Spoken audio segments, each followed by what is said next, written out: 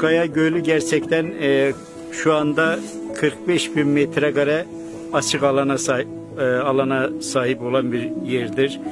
Çok güzeldir. Yazı bir başka güzel, kışı bir başka güzel.